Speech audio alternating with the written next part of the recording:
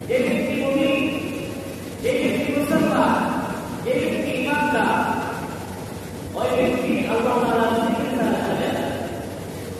তার বাড়ির মধ্যে থাকে, তার গাড়ির মধ্যে থাকে, তার রাস্তার মধ্যে থাকে, তার বিমানের মধ্যে থাকে, তার নৌকার মধ্যে থাকে, তার ছুটে থাকে, তার ছুটে থাকে, তার বিয়ে হোক, তার নাচে হোক, যে কোনো অবস্থায় হোক, আল্লাহর নবীর প্রিয় বান্দার সবারে আল্লাহ তাআলা জিকির করতে হয়। সুবহানাল্লাহ।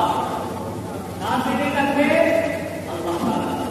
মুমিন বলে যেটা আপনি কি আপনার সবারে থাকবে আল্লাহর জিকির, অন্তরে থাকবে আল্লাহর জিকির, মুখে থাকবে আল্লাহর জিকির।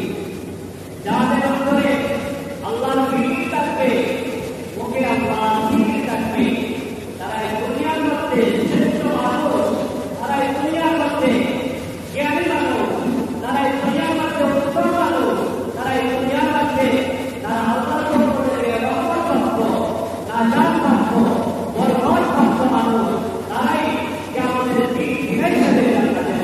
সুবহানাল্লাহ।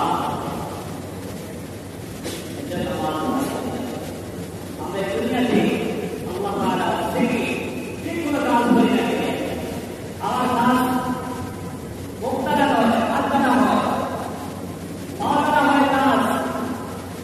আপনি হাতে রেখে যেতে হবে, কিন্তু হাতে তার কাজ করা হয়। তাই আপনি দান করেন, তাই আপনি দান গ্রহণ করেন, তাই আপনি বাস করেন, ঘর নির্মাণ করেন, তাই আপনি গাড়ি চালান, তাই আপনি মোটর চালান, এইগুলো কাজ করেন। আপনার কাজে ধরনটা হবে হাতে চালান। তাহলে একত্র করে হাতে হবে, জবান বন্ধ রাখবেন না, জবান কি আল্লাহ তাআলার জিকির জারি রাখবেন। এই ঠিক জায়গার মধ্যে আল্লাহর জিকির জবানের মধ্যে যদি আপনার জারি থাকে, কিয়ামতের দিন ওই জায়গা আপনার